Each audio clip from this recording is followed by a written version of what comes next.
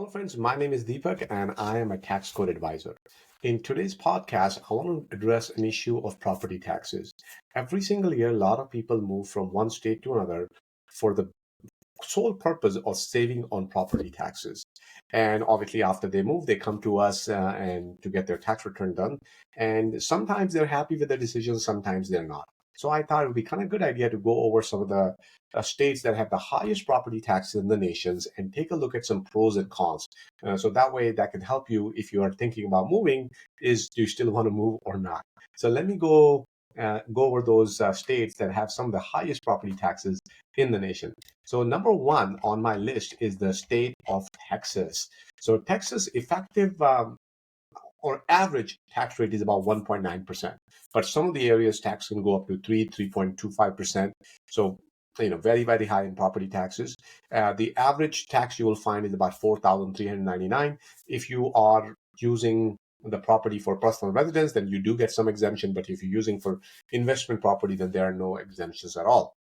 So property taxes can be really, really high. Now, the good thing about state of Texas is there are no income taxes for individuals.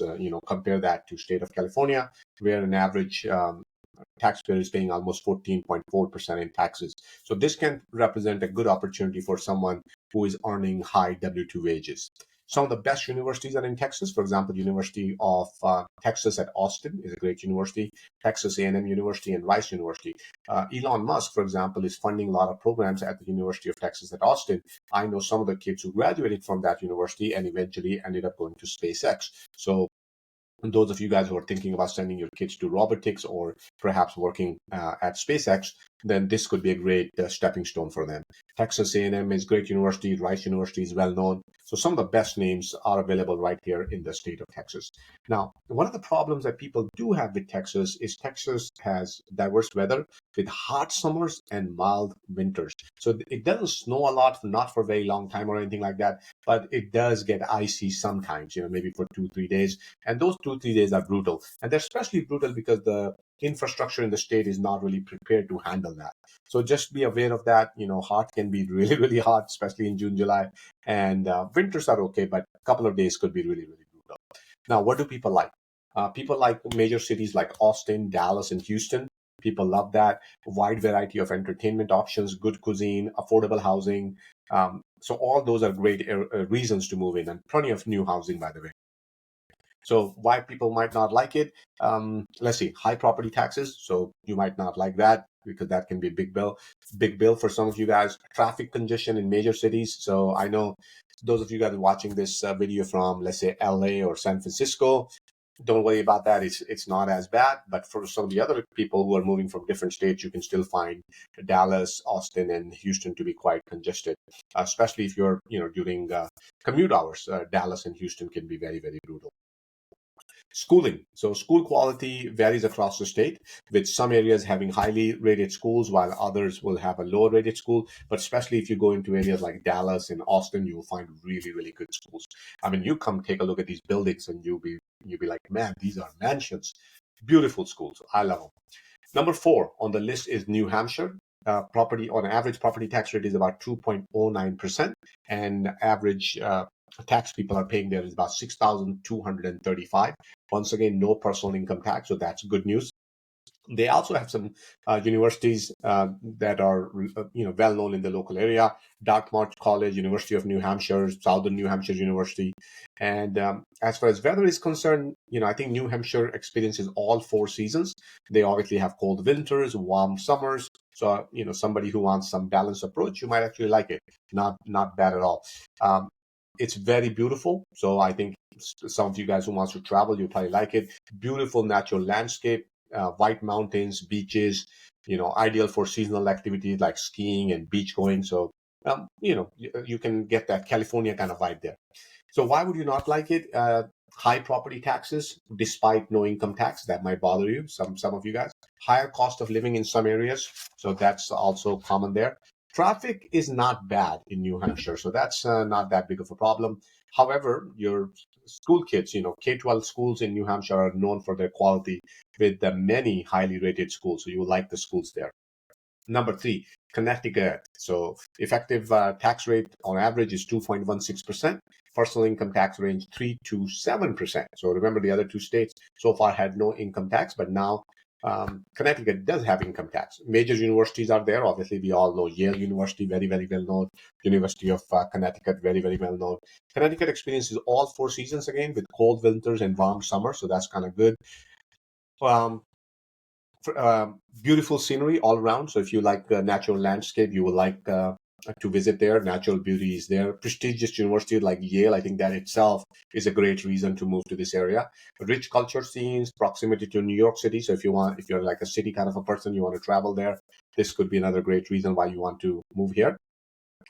Why would you not like it? Let's see. Obviously, high property taxes, that's what we're discussing. So if you don't like paying too much of property taxes, you might not like it. Income tax, right? You're paying property tax and income tax. Once again, not as bad as California, but still, you're paying income tax. High cost of living, that's also there. Traffic is not that nice here. I mean, it's after all, um, it gets busy there. So just be careful. Schools, good schools. I don't think any issues with there. Some areas could have lower rated schools, but a lot of good schools there.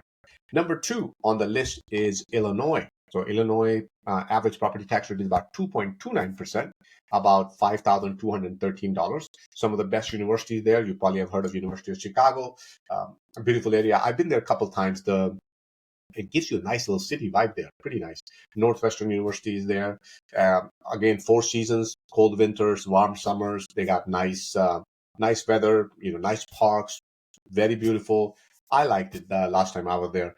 Uh, Cultural attractions in Chicago, affordable housing compared to, I mean, I know it's Chicago, but I'm talking about compared to, let's say, San Francisco or LA, still not bad. Historical significance, a lot of landmarks there, pretty good.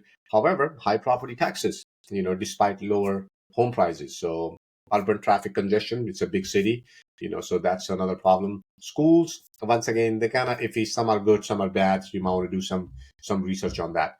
Now, the number one on my list is New Jersey. So New Jersey is interesting because a lot of time people complain about taxes in Texas, okay, but New Jersey average tax rate is 2.46%.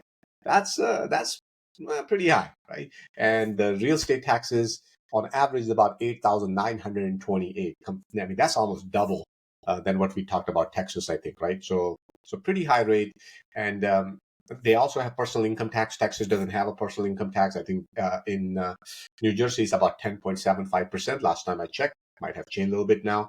Some of the great universities there, Princeton is out of there, Rutgers, everybody heard of that. Those are two really big names that everybody know. Once again, the weather is nice, all four seasons. They got cold weather, warm summers, beautiful beaches, boardwalks, casinos, obviously very close to New York. So people who like to go to New York, that might be another reason to move into New Jersey. A lot of cultural attraction, historical sites. So overall, pretty good experience, right? However, extremely high property taxes and income taxes, high cost of living, traffic congestion going to be there. It's a major city just like any other major city, and public school system is very, very good. But just like anywhere else, some schools are very, very highly rated, and some schools are not that good. So having that said, I would say, consider all those things. Take a look at the property values. Some of the other tips I can give you in addition to checking out some of this data, take a look at that. What's happening with population? What's happening with migration? Are people moving from those cities to other cities? Where are they moving? What kind of jobs new kids are getting into? Once they graduate from college, what are they doing? What kind of salaries are they getting? Very, very important, right? It's not about where we are today. It's about where the city going to be in 10, 15, 20 years from now. That's what you're looking at, right? How many kids are coming from out of state to come to these schools, these universities? How long do they stay? What kind of jobs they're getting? Very, very important. What kind of industries are there? What kind of businesses are there? What's happening with their economy?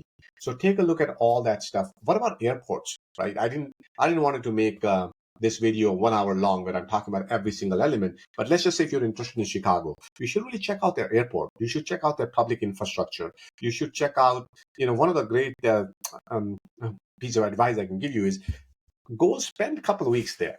Go check out some hikes, go to local restaurants, go to local bars, go to local places, go to local supermarkets, go to movie theaters, get to know people, join some local events, and see what you like. If you go to church, you go to temples, wherever you go, go where you hang around in your area.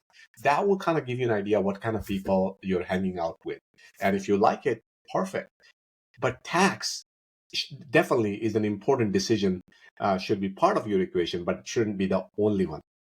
Okay, having that said, so few things.